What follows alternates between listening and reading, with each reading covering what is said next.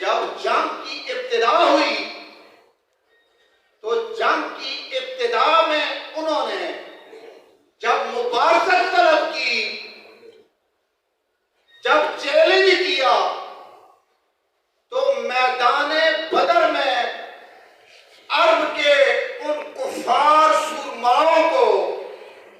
اگر مسلمانوں کی طرف سے کوئی نظر آیا تو وہ آل بیت رسول تھے، وہ ہاشمی تھے۔ لیکن ایک نقطہ عرض کرنا چاہتا ہوں، اس پر غور کیا جائے کہ کفر، دشمنان اسلام عالم کفر، جب اسلام کے سب سے پہلے مارکے میں بھی مبارزت طلب کرے تو ہاشمیوں سے، آل بیت رسول سے، رسول اللہ کے خاندان سے طلب کرتا ہے۔ دشمنان اسلام اور عالم کفر جب چیلنج کرتا ہے تو یہ اسلام کی پہلی جنگ ہے، اور سب سے بڑی وہ جنگ ہے کہ جس میں سب سے زیادہ اسلام کو عظمت اور شوکت حاصل ہوئی، جس کی فتح۔ غور کرنے کی یہ بات ہے کہ پورے عرب کو چھوڑ کر عتبہ، شیبہ اور ولید اگر چیلنج کرتے ہیں تو اس موقع پر ہاشمیوں کو کیوں کرتے ہیں، آل بیت رسول کو کیوں کرتے ہیں؟ سوچنے کی یہ بات ہے کہ اس مقام پر سب سے کفر کا، یوں سمجھیے کہ کفر کا سب سے پہلا چیلنج ہے اہتماماً اسلام کو۔ کفر کا سب سے پہلا چیلنج اسلام کو، وہ کیا ہے؟ کفار کا پورے عرب کو چھوڑ کر آل بیت رسول کو، ہاشمیوں کو چیلنج کرنا۔ بات سمجھ آ گئی؟ اب جب سب سے آخری میدان لڑا جاتا ہے غزوات اور سرایا میں، سب سے آخری میدان جنگ جس کا احادیث اور تاریخ میں غزوات اور سرایا میں بے اہتمام ذکر کیا گیا ہے، وہ میدان کرب و بلا ہے، وہ مارکہ کرب و بلا ہے۔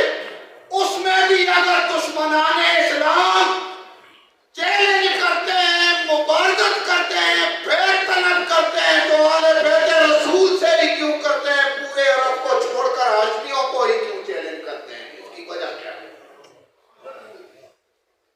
سب سے پہلے مارکے میں بھی کفر جب چیلنج کرے تو آل بیت رسول کو کرے، ہاشمیوں کو کرے، اور سب سے آخری، سب سے بڑے مارکے میں بھی کفر اور دشمنان اسلام جب چیلنج کریں تو وہ آل بیت رسول کو، رسول اللہ کے فرزند کو، ہاشمیوں کو چیلنج کریں۔ آخر اس کی وجہ کیا؟ احادیث اور تواریخ کے آئینے میں، قرآن کریم کی تفسیر کے آئینے میں خلاصہ عرض کرنے جا رہا ہوں۔ وقت ہوتا تو میں عبارتیں پڑھتا عرض کرتا۔ محدثین کرام نے یہی خلاصہ نکالا ہے۔ اس کے بعد اگر کوئی کہے کہ واقعہ حرہ مدینے میں لڑی گئی تو اس کی میں وجہ عرض کرتا ہوں کہ واقعہ حرہ جو کہ یزید نے، ملعون نے حملہ کروایا تھا مدینہ طیبہ پر، مروان بن حکم کا خط گیا تھا، اور واقعہ حرہ 63 ہجری میں واقعہ ہی کربلائے معلیٰ کے بعد پیش آیا تھا، لیکن اس کی ایک وجہ ہے، اور اس وجہ سے پہلے میں یہ وجہ بیان کرتا ہوں اور پھر وہ بیان کروں، اور یہ وجہ یہ ہے کہ اسلام جو ہے نا، کفر کے مقابلے میں، کفر جب چیلنج کرتا ہے تو خانوادہ رسول کو کرتا ہے، سب سے پہلے ہاشمیوں کو کرتا ہے، اور آل بیت رسول ان لوگوں کو کرتا ہے کہ جن کی مودت اور محبت خدا نے فرض رکھی ہے، ان ہستیوں کو کرتا ہے کہ مجھ پر اور تم پر، پورے جہان پر اللہ نے قرآن کریم میں جن کی مودت اور محبت فرض کی ہے، کفر انہی کو چیلنج کرتا ہے۔ اس سے یہ پتہ چلتا ہے، محدثین کہتے ہیں کہ پورا اسلام، پورا مذہب اسلام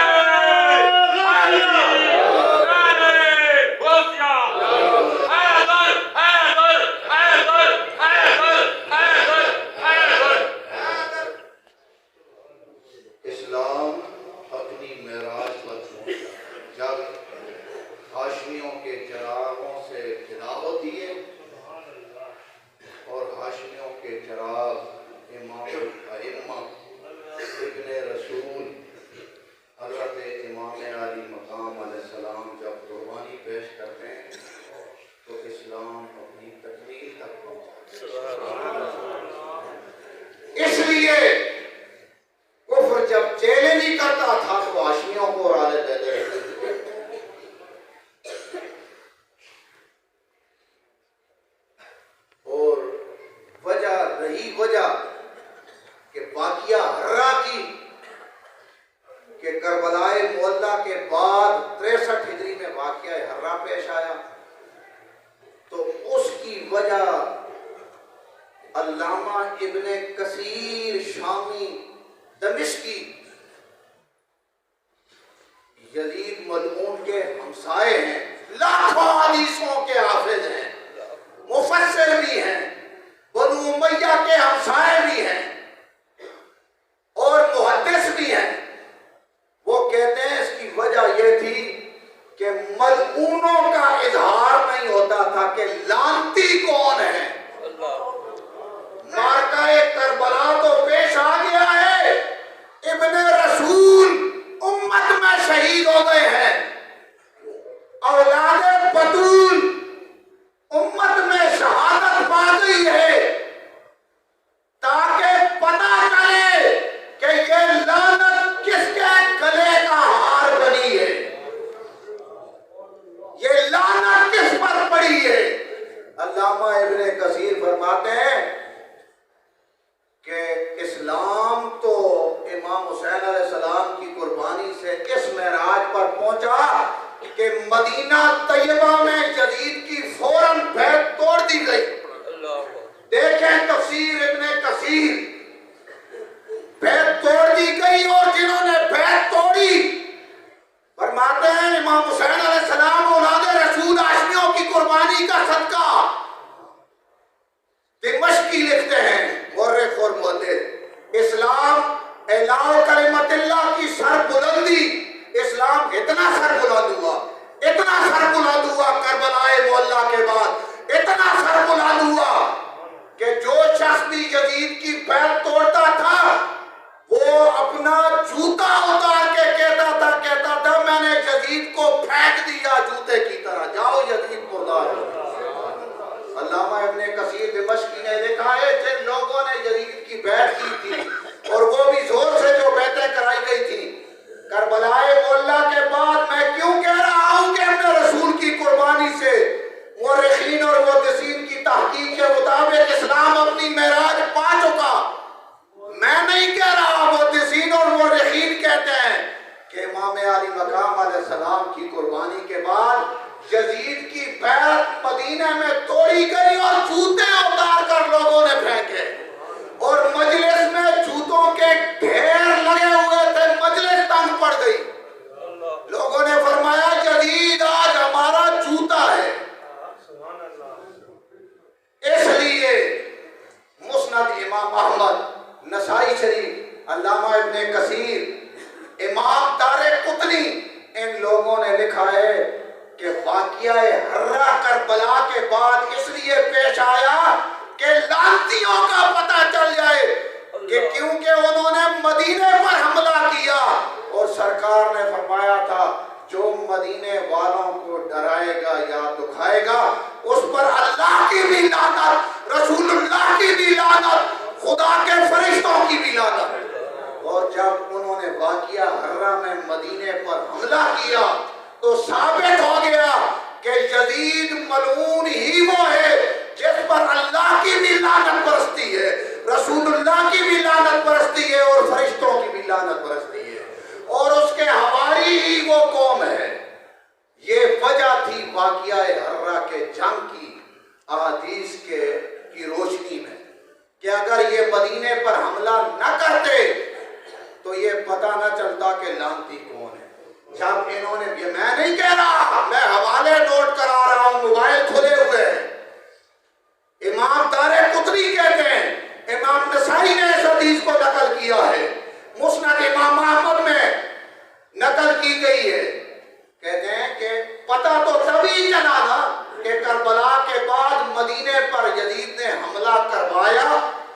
1200 سوار اور 12,000 سوار اور 15,000 پیادے بھیج کر مدینے میں بچیوں کو بھی قتل کیا گیا، بچوں کو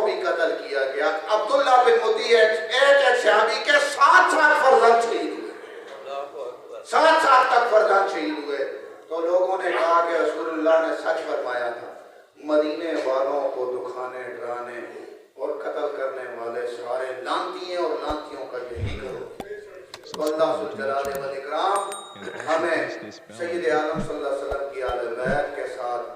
تہ دل سے محبت